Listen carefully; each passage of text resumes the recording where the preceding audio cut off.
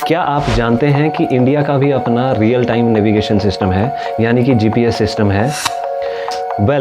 इस वीडियो में हम जीपीएस के बारे में इन 4 की पॉइंट्स को डिस्कस करेंगे। क्या यूनाइटेड स्टेट्स यानी कि यूएस एक इकलौता देश है जिसका खुद का अपना रियल टाइम नेविगेशन सिस्टम है? क्या जीपीएस जैसी टेक्नोलॉजीज कोई और देश भी विकसित कर रहा है या कर चुका है? कोई और भी कंट्रीज़ हैं जो जीपीएस जैसी टेक्नोलॉजीज़ में या जीपीएस सिस्टम में कंट्रीब्यूट कर रही हैं? और जीपीएस से जुड़े हुए, जीपीएस से रिलेटेड बहुत सारे छिपे हुए राज को हम डिकोड करने की कोशिश करेंगे। तो इस वीडियो को आप अंत तक पूरा देखें, बहुत इन्फॉर्मेटिव है। अब चाहो तो इस वीडियो को 2x स्पीड में भी देख सकते हैं। जीपीएस क्या है? जीपीएस एक ऐसी टेक्नोलॉजी है जो इस ग्लोब में किसी भी ऑब्जेक्ट की, किसी भी डिवाइस की, किसी भी एंटिटी की रियल टाइम नेविगेशन यानी कि रियल टाइम पोजीशनिंग को ट्रैक और ट्रेस करता है। इसकी फुल फॉर्म है ग्लोबल पोजीशनिंग सिस्टम। इसे डेवलप किया था, ये जो आइडिया है जीपीएस का, it was proposed by US in 1960s। जिस एंटिटी ने ये जीपीएस का आइडिया दिया था उनका नाम है ब्रैडफोर्ड पार्किंसन। इन्हें जीपीएस का फादर भी कहा जाता है। और 1978 में, यू वॉन्ट बिलीव, 1978 में इन्होंने फर्स्ट सैटेलाइट स्पेस में सक्सेसफुली लॉन्च किया था इसी जीपीएस टेक्नोलॉजी पे बेस्ड। स्टार्टिंग में टेक्नोलॉजी थी मिलिट्री पर्पज़ के लिए थी, और जो भी सराउंडिंग एरियाज़ हैं या नेबरिंग एरियाज़ हैं वहाँ पे कोई भी किसी भी तरह की एनिमीज़ की एक्टिविटी को लोकेट करने के लिए, ट्रेस करने के लिए। And thanks to George Bush, जो कि यूएस के तत्कालीन उस टाइम के प्रेसिडेंट थे, 2004 में उन्होंने अनाउंस किया कि ये जो टेक्नोलॉजी है ये सिविलियन के लिए भी यूज़ हो। 2011 में इन्होंने 24 सैटेलाइट को एक साथ प्लेस किया था इसी टेक्नोलॉजी के लिए लो टू मीडियम अर्थ के ऑर्बिट में। एंड 24 एक्सपेंडेबल नाम दिया गया था उनको, यानी कि उनको ये लोग एक्सपेंड भी कर सकते हैं। रीज़न ये था कि 24 सैटेलाइट को भेजने का रीज़न ये था कि स्टार्टिंग में मान लो एक सैटेलाइट भेजा, 5 भेजे, 6 भेजे, उससे क्या होगा, पूरा ग्लोब कवर थोड़ी ना हो रहा था, पूरी अर्थ में पूरा पार्ट थोड़ी ना कवर हो रहा था। यानी कि एक ग्लोब का एक हिस्सा और दूसरा हिस्सा, सारा का सारा हिस्सा कवर नहीं हो रहा था। इसी इंटेंशन के साथ कि पूरी दुनिया में, पूरी पृथ्वी में एक एक जगह को ये प्रिसाइजली लोकेट कर पाएँ, इसलिए 24 सैटेलाइट को उन्होंने सक्सेसफुली 2011 में प्लेस किया था ऑर्बिट में। तो ये जो प्रीव्यू आप देख रहे हैं इन वीडियो में, ये इन सैटेलाइट्स की क्रॉस स्पाइरल कॉन्स्टेलेशन है। कॉन्स्टेलेशन यानी कि ग्रुप, सैटेलाइट्स के ग्रुप को कॉन्स्टेलेशन कहते हैं। आप हैरान होंगे ये जान के कि 1999 में कारगिल के युद्ध के दौरान इंडिया ने ये टेक्नोलॉजी यानी कि उनकी लोकेशन को ट्रैक करने का एक्सेस मांगा था। तो यूएस ने डिनाई कर दिया था इंडिया को उस वक्त कि हम आपको लोकेशन, सिक्योरिटी रीजन से हम किसी भी देश की हम इसमें मदद नहीं करेंगे।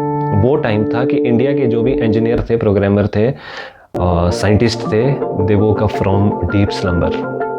क्या इंडियन साइंटिस्ट के लिए ये बैकअप कॉल थी? ये जानेंगे हम थोड़ी देर के बाद। पहले हम ये जानते हैं कि ये जो जीपीएस सिस्टम है, ये कॉन्स्टेलेशन सिस्टम है, ये कैसे काम करता है। देखिए, अर्थ के, जैसा कि आप वीडियो में देख रहे हैं, अर्थ के 3000 किलोमीटर ऊपर, उसे लो अर्थ ऑर्बिट कहते हैं, वहाँ से लेके 36,000 किलोमीटर तक का जो रेंज है, इसमें ये सैटेलाइट की कॉन्स्टेलेशन ऑर्बिट करती है। यानी कि यही वो एरिया है जिसमें नेविगेशन सैटेलाइट प्लेस किए जाते हैं। और जो ये सैटेलाइट इस सर्विस वॉल्यूम एरिया में ऑर्बिट कर रहे होते हैं, ये अर्थ को सिग्नल भेजते हैं। उस सिग्नल को कैच करेंगे, डिटेक्ट करेंगे वो डिवाइसेस जो अर्थ में यूज़र के पास हैं, जैसे कि हमारे मोबाइल फ़ोन। अब 24 सैटेलाइट को मैंने अभी मोमेंट अगो आपको बताया था कि अमेरिका ने इन्हें प्लेस किया था, पर फिर भी पूरे ग्लोब की लोकेशन को मतलब प्रिसाइजली ट्रैक करने में वो काफ़ी नहीं था। फिर क्योंकि कंटेम्प्रेरी रेवोल्यूशन चला रहता है कि अमेरिका ने जीपीएस लॉन्च कर लिया, रशिया चुप बैठने वाला थोड़ी ना था, उधर चाइना, ये लोग चुप बैठने वाले थोड़ी ना थे। इन्होंने भी इसी तरह की टेक्नोलॉजीज डेवलप की। मैं आपको बताऊं, कि जैसे यूएस का जीपीएस है वैसे ही वही टेक्नोलॉजी रशिया ने इन्वेंट की एंड उस टेक्नोलॉजी को ग्लोएस नाम से जाना जाता है। और यूरोप की गैलीलियो है, चाइना की बाइडू या बीडीएस करके है यानी कि जीपीएस सिस्टम, इंडिया का नाविक मतलब मछुआरे के नाम पे पड़ा है नाविक, और जापान का QGSS। ये सुप्रीम जीपीएस जैसे सिस्टम है जिनके अब अपने सैटेलाइट्स स्पेस में है। मोमेंट अगो मैंने आपको बताया था कि यूएस के जीपीएस में जो 24 सैटेलाइट हैं उनको एक्सपेंड भी किया गया।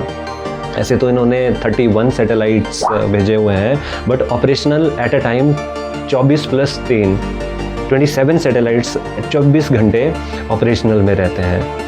यानी कि ये सैटेलाइट दिन में 2-2 बारी चक्कर काटते हैं पृथ्वी के, हर एक लोकेशन को, हर एक ऑब्जेक्ट की लोकेशन को ट्रैक करने के लिए। पर ये भी काफ़ी नहीं है, मोमेंट अगो आपको मैंने बताया था। फिर क्योंकि सभी कंट्री ने अब अपना जो सिस्टम डेवलप किया, एस्टेब्लिश किया, स्पेस में कोई क्लैशेस ना रहे, पृथ्वी में एक एक ऑब्जेक्ट की प्रिसाइज्ड लोकेशन को ट्रैक कर सके, फिर यूएन का जो स्पेस अफेयर प्रोग्राम है इन्होंने प्रपोज किया कि जितने भी स्पेस में जीपीएस सिस्टम है ये कोलैबोरेटली काम करें। यानी कि जहाँ पे 24 सैटेलाइट काम कर रहे थे, अब वहाँ पे 50 या 60 से ज़्यादा सैटेलाइट्स काम कर रहे हैं सभी देशों के। जैसे कि इंडिया का जो नाविक प्रोग्राम है यानी कि नेविगेशन फॉर इंडियन कॉन्स्टेलेशन, इसमें ये 7 सैटेलाइट्स का एक कॉन्स्टेलेशन है। 4 जो सैटेलाइट्स हैं वो जियो स्टेशनरी ऑर्बिट में हैं और जो 3 सैटेलाइट हैं वो जियो सिंक्रोनस ऑर्बिट में। ये मैं बता रहा हूँ इंडिया के जो नेविक जीपीएस सिस्टम की मैं बात कर रहा हूँ। वैसे ही यूरोप का जो गैलीलियो इनके अपने सैटेलाइट्स हैं, चाइना का बाइडू इनके अपने सैटेलाइट्स हैं।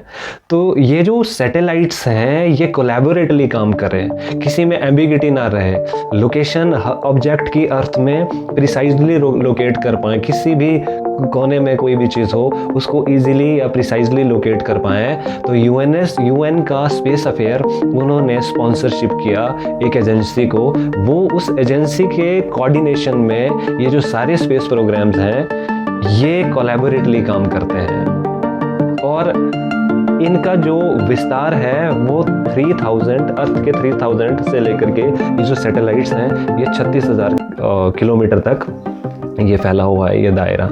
इससे स्पेस सर्विस वॉल्यूम कहते हैं। जीपीएस कैसा काम करता है? 3 सेगमेंट में, 3 सेगमेंट में ये टेक्नोलॉजी काम करती है। एक सेगमेंट है स्पेस सेगमेंट, दूसरा सेगमेंट है control segment and third segment is user segment. जो स्पेस सेगमेंट है वो स्पेस सर्विस वॉल्यूम एरिया है, यानी कि पृथ्वी से 3000 किलोमीटर ऊपर से लेके 36,000 किलोमीटर तक का जो एरिया है, जो दायरा है, उसे स्पेस सेगमेंट के नाम से कहा जाता है। यानी कि इस स्पेस सेगमेंट में सैटेलाइट्स ही रिवॉल्व करते हैं। देख करने वाली कमेटी जो 24 घंटे इस पे नज़र रखती है उसे कंट्रोल सेगमेंट कहते हैं। ये वो एरिया है, वो सेंटर है, जैसे यूएस का अपना यूएस का जो कंट्रोल सेंटर है वो यूएस की स्पेस एजेंसी देखती है या एयरफोर्स के अंडर है, ये अपना कंट्रोल है। इंडिया का नेविक का कंट्रोल है कि इंडिया में हर एक स्टेट की, हर एक डिस्ट्रिक्ट की, यानी कि पूरे ओवरऑल इंडियन सब कॉन्टिनेंट में एक एक जगह की लोकेशन का कंट्रोल इंडिया के पास है। वो अलग बात है कि 1999 में इन्होंने यूएस ने डिनाई कर दिया था, वेकअप कॉल थी, अपना नेविक सिस्टम बना दिया इन्होंने, है ना। इंडिया का जो नेविक है वो 1500 किलोमीटर तक इंडिया के बाहर लोकेट कर सकता है किसी भी ऑब्जेक्ट को। पूरे पृथ्वी की एक्यूरेसी के लिए, रियल टाइम पोजीशनिंग के लिए ये सारी की सारी ऑर्गेनाइजेशन ये मिलके काम करती हैं। इसे GNSS कहते हैं। तो आई होप आपको जीपीएस और बाकी कंट्रीज़ के जीपीएस के बारे में आपको जानकारी मिली होगी। वीडियो में बने रहने के लिए धन्यवाद।